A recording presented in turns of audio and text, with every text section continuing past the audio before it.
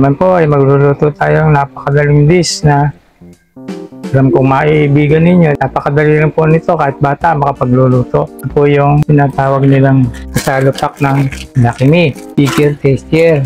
Wala po akong maalmusal, kaya magluluto ako nito para makain ko. Maglagyan ko pati ng itlog para medyo kakaiba naman. Kaya naman po, bahala kayo kung ano ang bigyan ninyong palaman. Pwede pong hotdog, o lagyan nyo ng patong na kung ano-ano, nasa sa inyo po yun. Pero since ito lang po yung available dito sa amin, lagyan ko siya ng itlog. Pakukulan ko muna po itong tubig. Binuhos ko na po yung sachet ng Lucky Me. Kasi susunod ko po yung noodle niya. Instant lang po ito, napakadali. Kaya hindi po kayo mahihirapan. Siyempre isipin po natin, napakadali lang nito. Simple. Ngayon, nalagay ko na po yung pinaka-seasoning niya. Gawin lang po natin pag hindi po siya kumukulo para mag-combine yung kanyang ingredients. Pasensya na po kayo sa boses ko, parang napuputol po eh. Talagang ganon, kaya pinipilit ko na magsalita. Paano? Hintayin lang po natin siyang kumulo. Yan ng mga 5 minuto, tahunin na po natin. Wala din po naman dito yung pinagkaiba sa sotanghon. Kaya nga lang ito instant, madali lang siyang lutuin. Pero kung ito po, ilalagyan natin ng chicken liver, atay ng baboy, piniritong baboy, piniritong chicken. Masarap po. Yan natin ng spring onion, saka ibang kulay, halimbawa katulad ng repolyo. Para na rin tayo nagluto ng sotanghon. Kanya-kanya nga lang pong diskarte yan, kumbaga, para makaluto tayo. Tulad nito, niluluto ko, lalagyan ko po ng itlog. Dahil yun lang pong available dito sa amin. Masarap na rin pong kainin yan.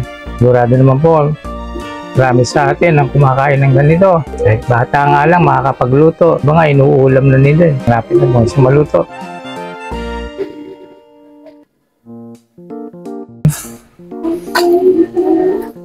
Ayan.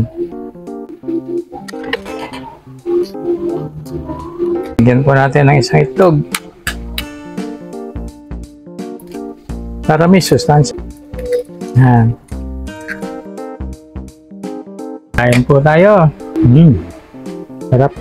Masarap po nito kung lalagyan natin ng maraming toppings. Pero paborito ko yung atay ng manok o kaya yung atay ng baboy.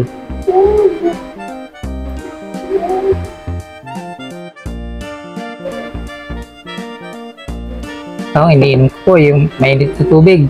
Kahit na mainit ang panahon, mainit na tubig. May benepisyo po yan sa katawan. Masarap, mainit. Amin naman yung itlog. Proteina din naman po itong itlog eh. Handa sa katawan din ito. So, ibig sabihin eh, kung kumain ng mahigit sa 2, isang araw. Isang araw siya, okay lang po yun. Yun naman ang payo ng mga doktor. Hindi ako makapagbilis ng kain dahil mainit. Kailangan panghipan. Alam niyo po ba masarap din uminom ng mainit na tubig kahit na mainit ang panahon? Alam niyo medyo maligamgam na. Na-straight nyo na. Kasi pag mainit na mainit, hindi mapapasok yung bunganga nyo. Labi nyo.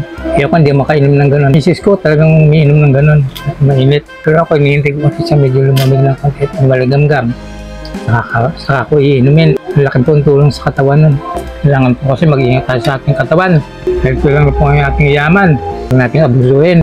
Kaya nga tayo binigyan ng magandang katawan para ingatan natin. Huwag natin abusuin. Kasi tayo rin po magsasakripisyo. Tulad ko, ang dami kong gamot. Kasi nung medyo bata-bata pa ako sa katawan, kahit pagod, naliligo. Kahit na nagkumpuni ng isang bagay, naliligo, nagpawisan, hindi mo na magpahinga. O kaya pagod yung kamay, buhugas. Ngayon, naaani ko na yung mga kabusuhan ko sa katawan. Matanda na po tayo. Kailangan ingat na. Hindi ko naman po alam na ganito mangyayari. Kaya kayo po, mag-ingat din kayo. Kung nakakala nyo bata-bata kayo ngayon, parating din po ang araw na tatanda kayo. Mas mahigit pa yung sakit na abutin ninyo. Senior na ako, hindi na ako nakain ng mga baboy-baboy kami. Masaba, ano gulay niluluto ko? Hindi pechay, peyote, almos ng kamote, taluyot, karot, palaya. Maraming klase ng gulay. Kaya lang iba po, siyempre hindi ko pa kilala katulad ng alugbati. Hindi ko pa maisama sa pagluluto ko kasi medyo madulas po yun eh. Yung saluyot, natutunan ko na. Patulay, ang kinakain ko rin po yan. Okra, kalabasa. Kaya kayo pa pag medyo may edad na, sumantong na kayo ng 50, panay na gulay o. Hindi ko na sinabing hintayin nyo muna kayo mag-50. Kahit mga 40, kumain na kayo ng gulay. Masustansya po yun. Tapos na, hindi na po kayo na yung sabaw. Kasi siyempre may seasoning yan. Hindi na lang noodles, alat pa po yan.